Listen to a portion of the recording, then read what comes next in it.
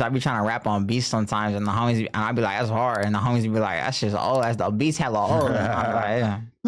Yeah, no, that's a real thing too. The beats advance so much, especially the producers, man. They're all like competing on sounds and drums and everything, and just it's like they're doing shit that we don't necessarily understand as like non-producers that makes the music sound current, which is we got right now. We got like a crazy engineer we locked in with DJ Idea. He got like a old mob sound. Like he's older, so he's all the tunes and the drums he's using is from the 80s and 90s.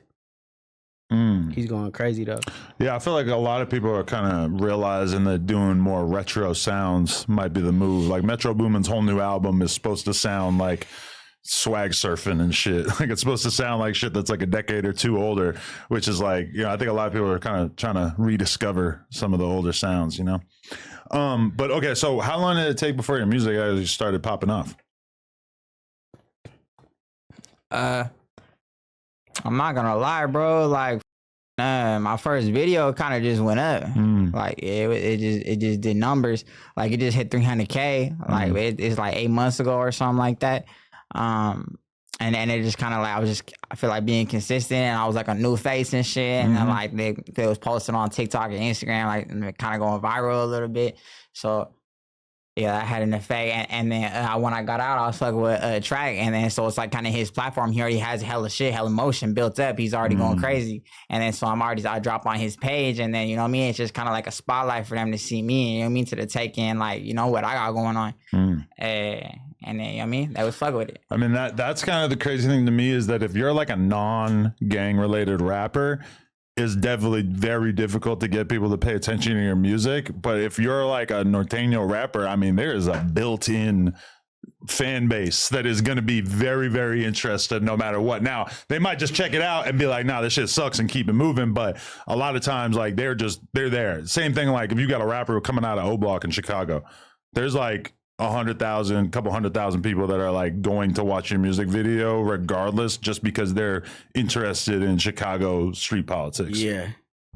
I feel like real life too, you just have to be like, just like that person in real life. Yeah. Because that's what makes people real life want to gravitate to you. Like, that's a big part of it, is that they're trying to figure out if you're the real deal or not. They're watching it and just studying it and being like, why is that guy in the video? Like, I see something about him. Like, he's a weirdo. Like this, they're just trying to find ways to poke holes in it or figure out if you're valid or not. Yeah. So like from day one, was it like there was a lot of hate, a lot of people like talking shit? Like, was that kind of weird to get used to, just having like thousands of people lining up in the comments to talk about you? Nah, I ain't gonna lie. From day one, it was all love. Like, so it was just... Yeah, usually it starts off good and then kind of gets more controversial. Yeah. So, like, the more popping you get, the more haters you're going to get. That's expected. So, like, you could gauge how popping you are, just how many haters you have type shit. So, it's like... And just, like, the more people, like... Then it's, like, the more people talk about you, people is going to talk about you good, and people is going to talk about you bad. You know, type shit. Definitely. So was it pretty quick that you started having like actual rappers weighing in, like actual like well-known rappers talking shit or showing love, or like did it just start opening things up as soon as you went live on there? I ain't gonna lie. I feel like I don't feel like no rappers been talking shit, or like if they did, like I missed it. But like people been talking shit though. Like the I ain't gonna get no publicity, but for sure. Okay. Do you feel like it's hard to blow up out of Northern California, not beyond Northern California, the Northwest and shit in general? Yeah.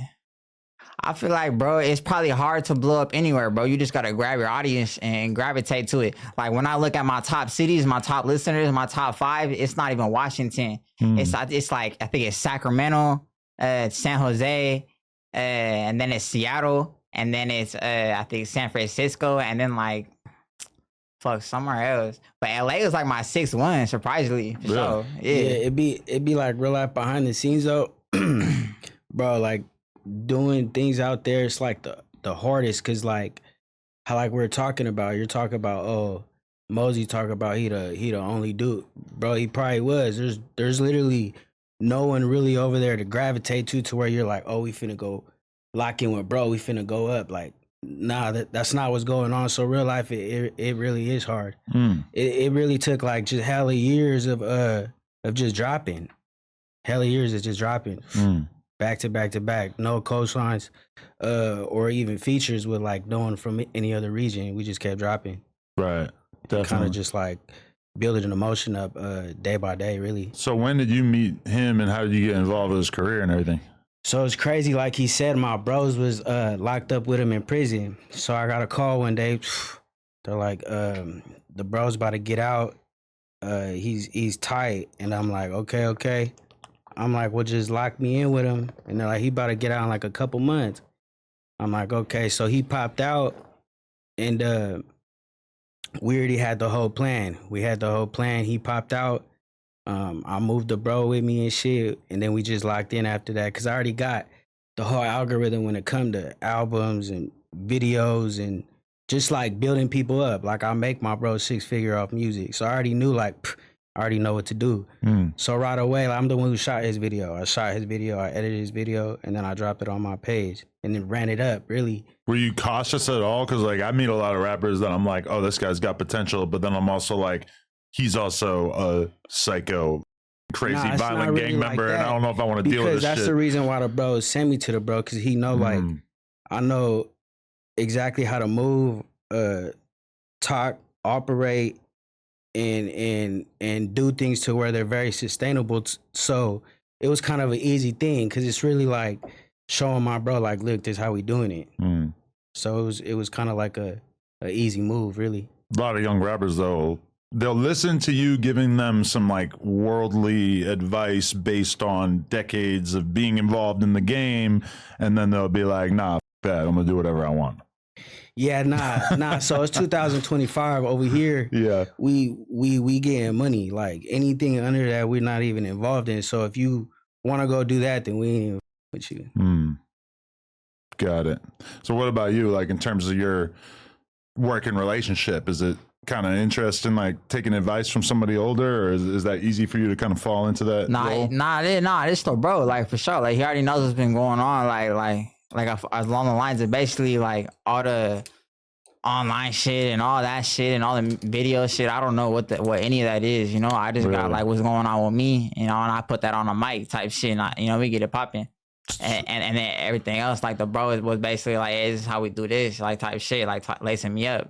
Fresh out the pen, I ain't really know. I wasn't doing none of that shit. So you're not the type of person who spends tons of time online. Like a lot of rappers are basically like complete and total social media addicts. I see the way they are. They just refresh their Instagram notifications all day. Yeah. No, that's not really you.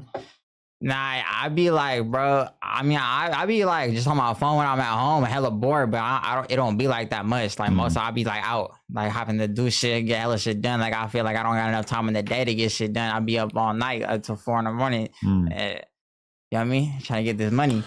Yeah, because I feel like there's also like two different types of rappers. Where there's some rappers that are like super locked in with whatever's going on in their neighborhood, and then they're just like not really paying attention to everything else that's going on in terms of other music that kind of sounds like theirs or whatever. And then you have other people who know about like every single artist in the scene, period. That's what they do in their free time. They're on YouTube watching their ops, watching the guy from down the street, watching anything. It's crazy because we don't care about nobody. We stay hella busy at the studio. Like, bro, real life, he got like, no exaggeration, he got like 100 slaps. So you divide that up, he got like 7-8 albums literally unreleased.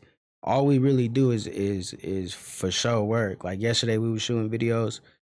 Right when we leave, we shooting videos. Like we real life in motion every day, really. Okay. So were you the one who told him to go live in downtown LA? Nah. Was that downtown? I forget. Nah, that wasn't me. That was a bro lounging. That was just lounging. Really. For sure. But you know what you're doing. You know that you're like going live in a place where it's controversial. It's going to make the blogs. People are going to be excited about it. Nah, bro, I ain't gonna lie. I did not think it seemed like that. And I ain't say shit about LA or nothing like that. So like, it's just like notice my location. It's just like, I mean, we just chilling. Like it's just another day. Yeah, we ain't sliding through like anywhere to be like controversial. Like we real life. Over here at the rooftop, or we over here lounging at the hot tub, or we just moving around, really. If you haven't checked out Everything 420 yet, you are definitely missing out. From glass gear to infused sweets, they've got one of the best lineups online. They ship fast, it's always discreet, and their app makes shopping too easy. The deals are always running, and you can use code NOJUMPER for a little bonus at checkout. Shout out Everything 420.